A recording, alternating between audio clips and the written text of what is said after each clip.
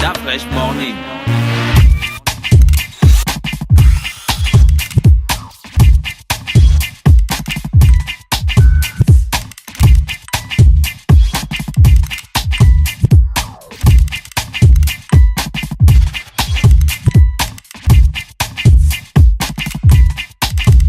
UrbanFM.fm.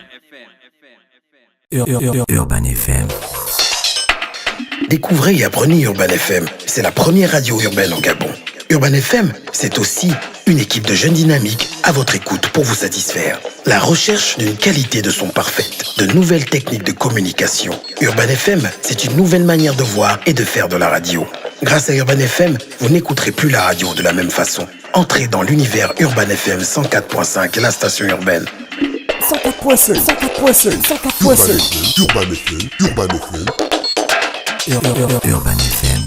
Le réveil matinal le plus haut de la capitale sur leur radio.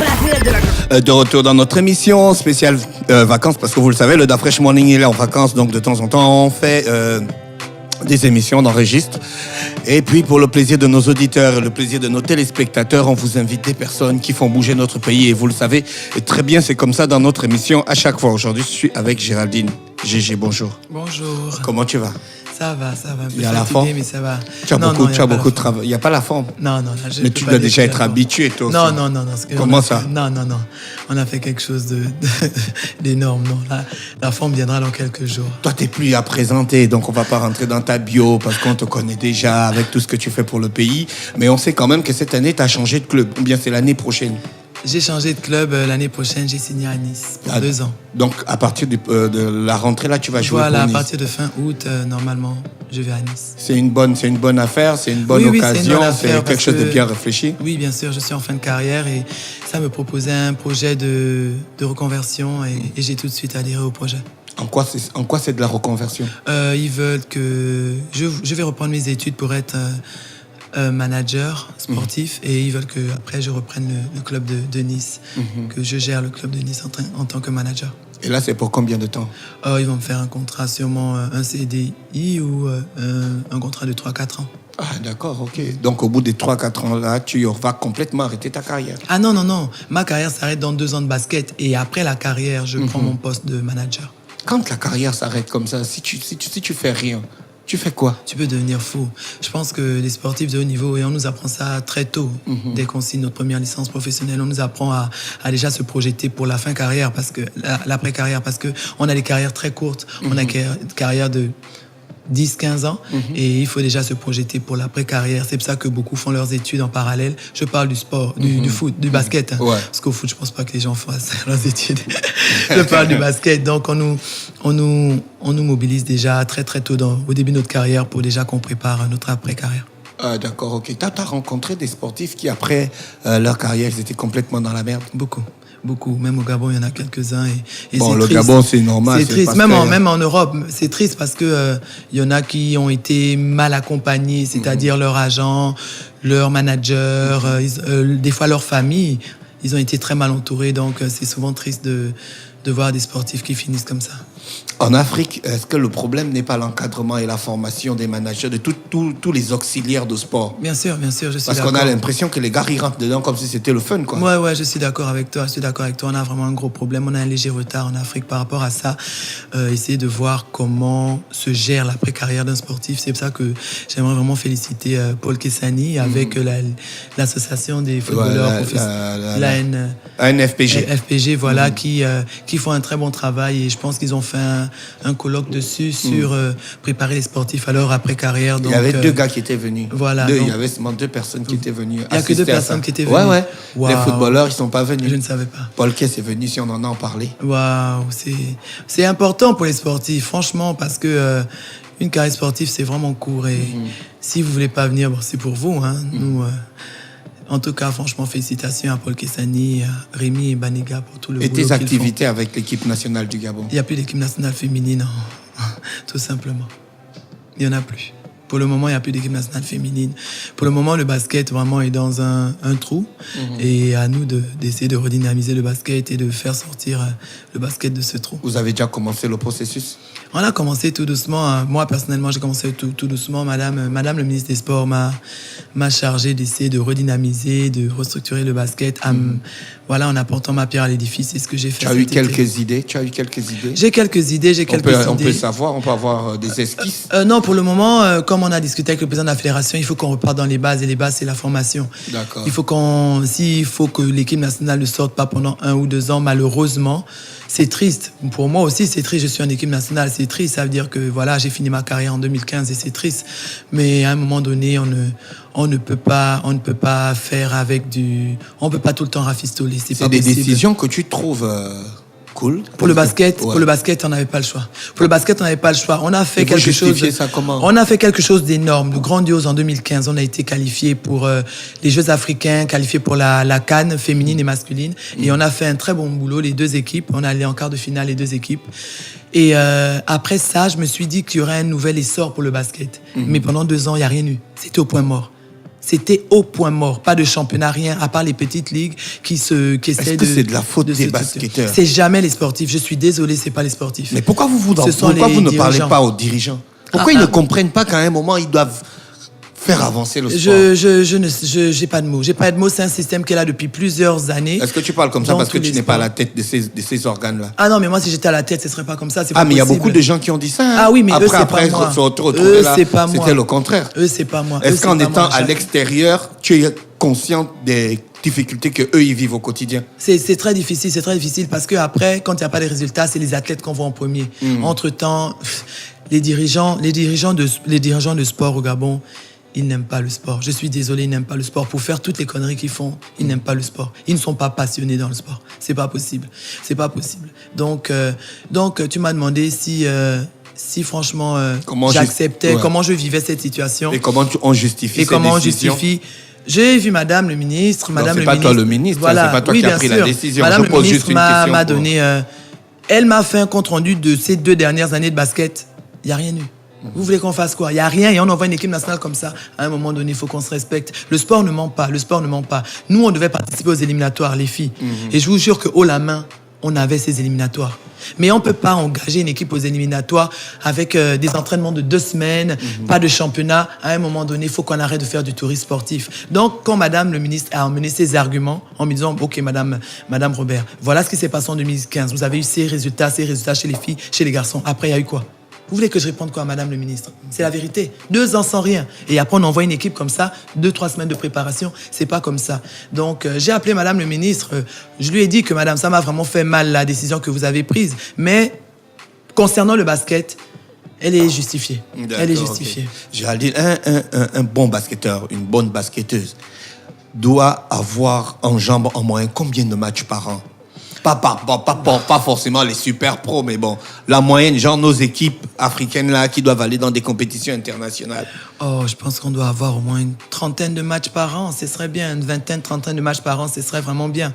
Et voilà, et surtout des entraînements adéquats, de bons entraînements, parce que à un moment donné, si on fait les matchs et les coachs ne sont pas formés, parce qu'il y a aussi tout ça, il faut former des coachs. Il y a des coachs qui sont sur place, d'ailleurs, qui font du très bon boulot, mais il faut qu'on les envoie à des colloques de coachs en Europe et tout ça pour qu'ils apprennent comment ça se passe là-bas. Parce que le basket évolue. Donc, je suis désolé, un coach, il y a des coachs au Gabon qui étaient là à mes débuts en 95. Ils sont encore là. Des très bons coachs, bien sûr, sauf que le basket a évolué. Et les générations changent. Donc, il faut que les coachs aillent beaucoup faire des colloques en Europe. Est-ce que tu as l'habitude de discuter avec ces personnes, donc les coachs, les basketteuses gabonaises? Je discute beaucoup avec les basketteuses, avec les basketteurs. On parle, voilà, c'est désolant. On est tous désolés de la situation du basket qui nous désole tous. Et c'est triste. Et voilà, on essaye de parler, mais à un moment donné, c'est au-dessus de nous. Ce sont les dirigeants qui ont fait n'importe quoi, qui font n'importe quoi. Et voilà, quoi. Donc, je pense que... Il y a des rumeurs qui disent que tu rencontres beaucoup d'affronts quand tu viens au Gabon. Oui, bien sûr que je rencontre Surtout dans le domaine sportif. Ah, je préfère ne pas parler de ça. Je pense qu'à un moment donné, Ouais, le tu basket... préfères ne pas parler de oui, ça. le basket, Tu as parlé c'est- sur une chaîne internationale. Après quelques semaines, après, il y a des choses qui ont été débloquées. Ah oui, non, ça c'était les primes. Les primes, je pensais que tu parlais quand je venais ici. Les primes, que c'est pas logique que vous nous faites partir à une compétition. Il faut crier à la télé 9 mois après pour avoir des primes. J'ai parlé lundi sur la chaîne de Canal+. Et lundi d'après, on avait nos primes. À un moment donné, l'argent était là, mais les gens voulaient juste pas se bouger. Et ce sont des comportements que j'ai déplore, qui sont vraiment pas bien. À un moment donné, on peut pas avancer comme ça. Un sportif ne peut pas encore sortir et parler de ses primes. Un sportif, pour qu'il soit performant, il doit penser mon sport. C'est tout. Il doit pas penser je rentre, on va être logé où, on va manger où, non, on n'a pas de prime. Non, c'est pas comme ça. Pour avoir des résultats, il faut que le sportif pense que jusqu'à sa profession, c'est tout. Ah, ça c'est dingue. Ok, on va revenir à ce dont on devait parler ce matin. Ton m'as camp de provoqué, j'ai basket. tout sorti. Ton camp de basket, c'est terminé hier. Ouais, il s'est Hier, terminé dimanche, hier. Le 20. Ouais. Le 20 Ouais. août. Ça avait commencé quand j'ai vu ta posté que tu étais à l'intérieur du pays. Ouais, Tu as fait c'était, beaucoup de... Tu as fait beaucoup de... J'ai On appelle fait- ça comment? Beaucoup d'étapes. Ouais, j'ai fait beaucoup d'étapes et c'est vrai que c'était un pari, et franchement, je remercie encore tous les gens qui nous ont soutenus. Je me suis dit à un moment donné, il y a Port-Gentil, il y a Libreville, mais aussi d'autres provinces. Et c'est vrai que l'année dernière, je suis allé à Gamba, et quand je suis allé à Gamba, ça s'est très très bien passé. Et je me suis dit je vais refaire ce qu'on a fait l'année dernière. On est parti à Gamba et cette année, on a inauguré Koulamoutou. On a été invité à Koulamoutou et ça s'est très bien passé. Ça s'est appelé le Yemali Camp Tour. Pourquoi le Yemali Camp Tour? Parce que c'était en gros un tour du Gabon. On a fait 4 villes en 29 jours. C'était comment l'accueil? Oh my gosh, c'était vraiment, vraiment un bel accueil. Tout le monde était content, surtout à Gamba et à Koulamoutou. Parce que c'est des provinces, c'est des villes qu'on oublie, qui sont oubliées. Et on a trouvé vraiment, vraiment de bons talents. D'ailleurs, on a trouvé un talent à Gamba ou à Rennes, un petit qu'on a emmené avec nous pendant tout le tour.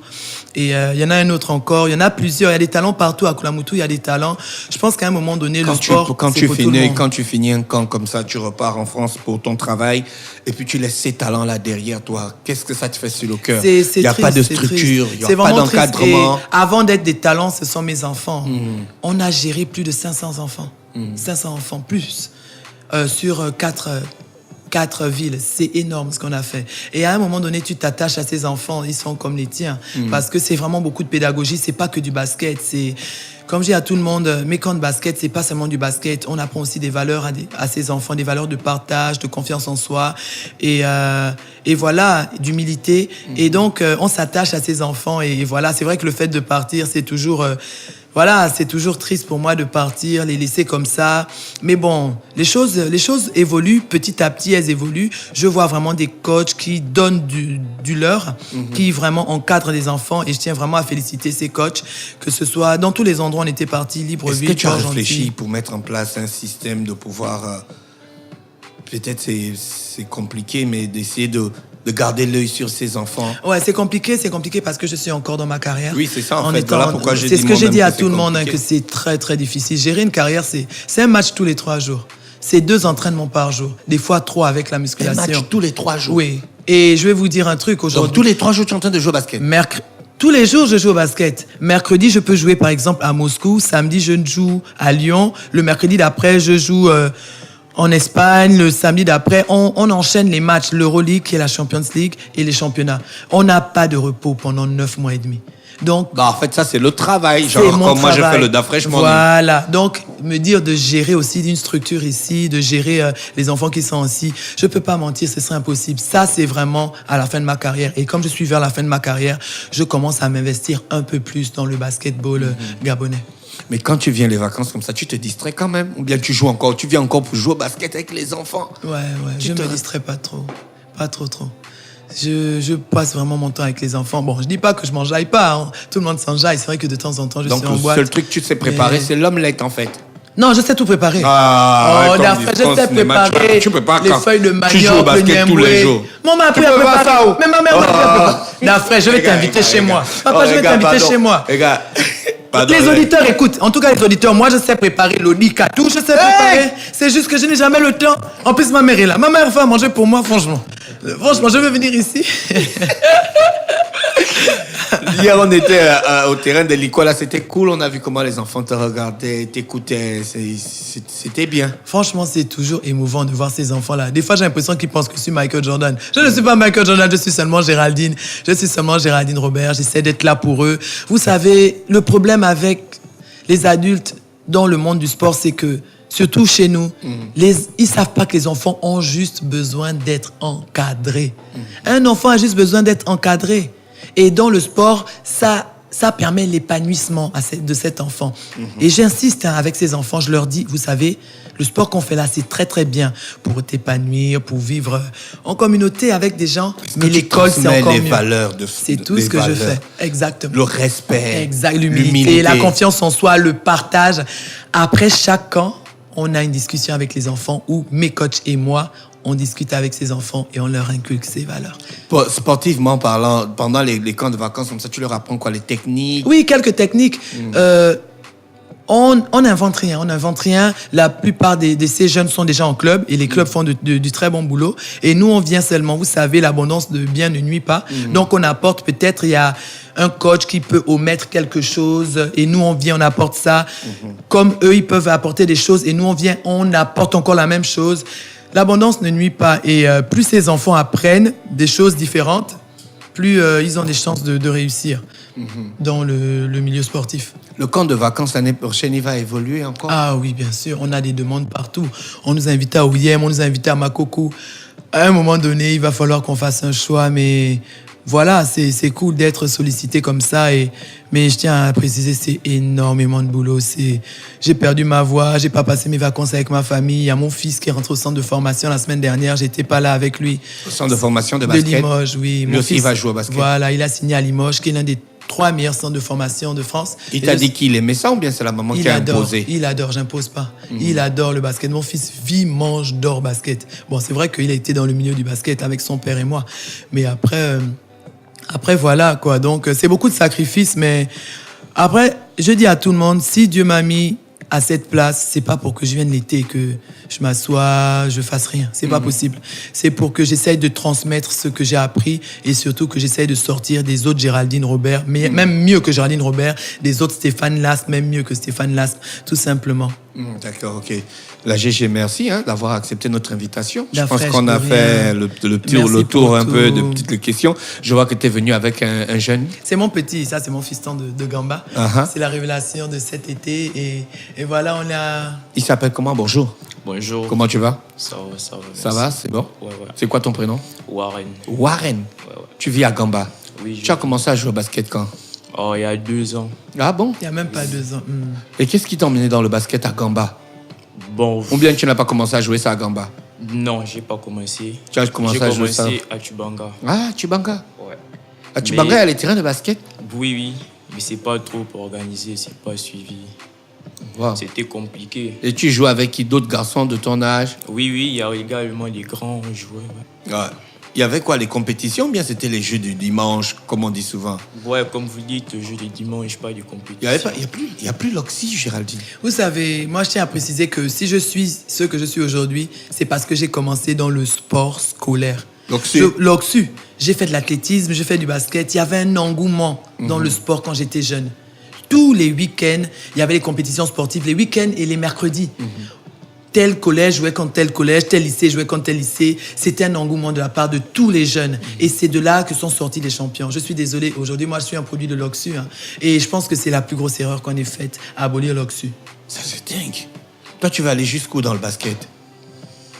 Bon, je sais pas, pourquoi pas faire le basket professionnel. Est-ce que tu mesures l'ampleur des choses? Elle te dit, elle joue tous les 3 jours. Oui. Tous les jours, plus les entraînements. Tu te balades entre 2 villes. Tu vois plus ton père, tu vois plus ta mère. Ouais. Tu vas pas en boîte. Non. Tu ne tombes pas les petites. Non, il ne peut pas.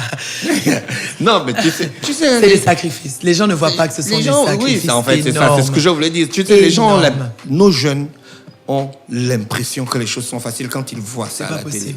C'est pas possible. Je vis loin de ma famille. Je suis plus avec mon équipe et entre les avions, entre deux avions qu'avec ma famille. Et ça fait 15 ans que c'est comme ça. 13 ans. Quand tu sors de là, est-ce que tu arrives à t'adapter au rythme normal de la vie, que tu te réveilles le matin, tu restes jusqu'à 9h au lit, tu regardes Gabon Télévision? Honnêtement, à la fin de la saison, je prends 2 semaines où je ne fais rien. Mais je vous jure que c'est une drogue. Au bout de 2 semaines, j'ai besoin de courir, j'ai besoin de faire quelque chose, sinon je me sens pas bien. Ouais. Et voilà, c'est déjà dans le sang. Et voilà, je pense qu'après, quand je vais arrêter ma carrière, j'aurai pas le choix. Mais je vais continuer quand même quelques activités sportives. Mais on a apporté Warren parce que je veux que ça motive d'autres et surtout, je lui donne énormément de conseils. Je lui dis, voilà ce qui t'attend, voilà comment tu dois te comporter, voilà. Et c'est un petit qui est très bien élevé, c'est un petit qui est très assidu, c'est un petit qui est à l'écoute et qui écoute tous les coachs. Et donc, voilà, c'est vraiment notre... Je voulais te poser une autre question qui concerne le sport. Les conflits entre sportifs dans une même équipe, c'est récurrent? Vous gérez ça comment? Ça arrive souvent. C'est comme tous les... Parce que nous, on entend souvent des trucs des gars de l'équipe nationale, hein, des Panthères. Ah non, genre, ouais, tel ne s'entend pas avec tel bout parce qu'on a logé tel ici. C'est obligatoire, surtout quand ils ont les mêmes... Au niveau professionnel, comment vous faites pour gérer ça? C'est compliqué, c'est très très compliqué, surtout quand on a le même poste. Parce qu'il y a plusieurs personnes à des postes... au même poste et c'est vraiment compliqué. Mais après... Ça te fout la pression quand quelqu'un joue à ton poste il tue direct. C'est le meilleur qui est sur le terrain. Mais après, honnêtement, dans toutes les équipes où j'ai été, c'était de la concurrence saine. Mais il y a des équipes où, oh là là, ils ne s'adressent pas la parole. Mais à un moment donné, si tu ne t'adresses pas la parole, ce n'est pas une équipe. Mais c'est des concurrences saines. Hein. Des fois même, on n'est jamais arrivé aux mains. Mais des fois même, il y a des filles qui se prennent la tête là et le coach vient, il vient au milieu. Et après, on continue l'entraînement comme si de rien n'était. À un moment donné, on est professionnel, on est payé pour jouer au basket, on n'est pas payé pour faire... À votre niveau, le coach, c'est vraiment le big des bigs, quoi. Oh Il y a un footballeur, je connais pas trop les footballeurs, mais il y a un footballeur hier qui a posé les questions après le match PSG contre Toulouse, je crois. Et je sentais que le journaliste voulait le piéger. Parce qu'il disait que, maintenant que Neymar est arrivé, j'ai oublié le nom du gars. Est-ce que tu penses que tu veux aller dans une autre équipe pour mieux t'exprimer et tout ça? Le gars, il ne parlait que du coach. Le coach a dit que je vais jouer. Le coach, machin. Il est toujours en train de ramener, que la décision appartient au coach. On vous briefe, hein? On nous briefe dessus. Il y a une façon de... On nous briefe sur la manière de s'exprimer, la manière de parler avec les médias. On ne doit pas donner trop d'informations. C'est-à-dire, on vient de parler des disputes. S'il y a des disputes, la première personne qui va et qui dit dans les journaux ou bien dans les médias qu'il y a eu une dispute, c'est une faute professionnelle. Elle peut avoir une amende. On n'a pas le droit de faire des choses comme ça. Donc, on nous briefe beaucoup sur la manière dont parler aux médias. En fait, vous ne jouez pas qu'au basket. On vous apprend à vivre. On nous apprend à vivre. Mais bon, c'est une vie différente de la vie normale. C'est une vie différente. Quand tu fais du sport et que tu rentres, imagine après que tu rentres dans le milieu des activités professionnelles. On est perdu. Tu es perdu ou bien tu es meilleur que les autres? Je ne sais pas si on est meilleur. On est meilleure différent. Gestion de stress. Oui, meilleure gestion des conflits. Oui, parce que, bien sûr, on est différent. Meilleure gestion des relations. Tu dis meilleur, pourquoi? Parce que le sport, c'est l'épanouissement de la personne. On s'épanouit plus dans le sport que dans autre chose. Je suis désolé. C'est pour ça que tu dis meilleure gestion de ci, meilleure gestion de ça. Parce que c'est vrai que on gère les situations différemment par rapport aux gens qui ne font pas du sport. Comme tu dis, on gère le stress, on gère... Je te jure, tu finis un match mercredi, jeudi quand tu es en train de monter, tu es déjà sous pression pour le match de samedi à un moment donné. Il n'y a jamais de répit. Et voilà, et on est dans cette logique. Et c'est vrai que tu viens de parler d'un truc qui est bien. Moi, avant d'être sportif de haut niveau, j'ai été en Angleterre, je faisais mes études, je faisais des petits boulots tranquilles. Donc moi, le fait d'arrêter ne me fait pas peur. Mais quand je parle à toutes mes copines qui sont en équipe nationale, qui jouent au basket depuis qu'elles ont 12 ans, elles sont en équipe nationale jeune, équipe nationale espoir, moins de 20, tout. Elles me disent, Géraldine, quand on va arrêter, j'ai peur. Parce que tu es assistée. Tu cherches pas d'appartement, tu as une voiture, le rendez-vous chez le médecin, on te le prend. En fait, tu fais rien quand tu es sportif de haut niveau. Tu te concentres dans ton sport. Tu penses qu'un sportif de haut niveau va encore laisser s'asseoir chez le médecin pour prendre rendez-vous? Jamais, c'est le club qui s'occupe de tout. Donc, des fois, mes copines là me disent, GG, quand on va arrêter, mon Dieu, c'est nous qui allons devoir prendre des rendez-vous. Si la carte grise est périmée, c'est nous qui allons devoir aller faire la vidange, faire des choses comme ça que... Tu vois? Waouh, c'est dingue. C'est vraiment dingue, c'est vraiment dingue. C'est pour ça qu'il y en a des fois qui pètent les plombs, qui se disent, mon Dieu, voilà la vraie vie. Voilà la vraie vie. C'est pour ça qu'il faut te préparer à ça. Il faut vraiment te préparer à ça. Comment faire un travail sur toi et pendant les étés, quand tu as du temps libre, essayer de tourner un peu avec ta famille, voir comment ça marche. Mais c'est compliqué. C'est vraiment compliqué. La dernière fois, je parlais avec une amie, je disais à mon amie, nous, on n'a pas de week-end. Le week-end, on joue et la semaine, on s'entraîne. Alors que les gens normaux, ils travaillent du lundi à vendredi. Ouais. Samedi, dimanche, ils sont tranquilles. Nous, on travaille du lundi à vendredi. On joue samedi. Et si on a joué de l'autre côté de la France, c'est le dimanche qu'on revient. Donc, le dimanche, tu es dans l'avion. Et après, tu reprends l'entraînement lundi. Donc, des fois, on fait des semaines où on n'a pas de jour de repos. D'accord, GG. C'est quand on commence comme ça, on va finir toute la journée. Warren, merci d'avoir accepté notre invitation. Okay, j'espère qu'on va te revoir dans 10 ans. Tu seras comme... Joy Mapaga qui est déjà aux États-Unis en train de montrer ses talents au monde entier. Géraldine, à la prochaine fois. Thank you, merci pour l'invitation. J'aimerais vraiment remercier les gens qui m'ont soutenu, les gens qui m'ont encadré. Malheureusement, quoi que tu fasses sur cette terre, tu ne fais jamais l'unanimité. Mais c'est pas grave. Les haters, je vous dis que je vous aime aussi, il n'y a pas de problème. Continuez à me hate. C'est pas grave. En tout cas, franchement, merci à tous qui m'encouragent, toutes les personnes qui m'encouragent sur Facebook, sur tous les réseaux sociaux. Honnêtement, j'ai beaucoup de chance de vous avoir et c'est vous qui me donnez la force de continuer et d'avancer.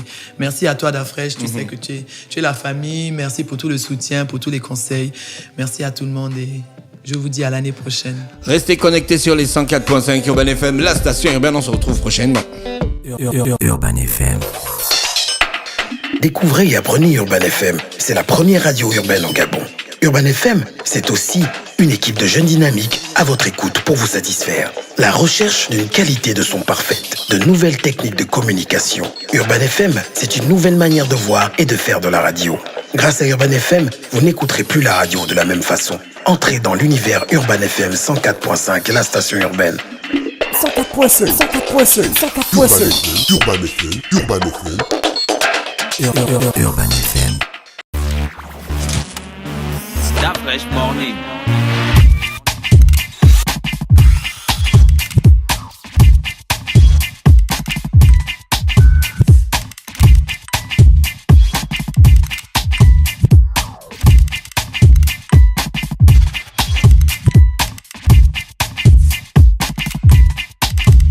UrbanFM.fm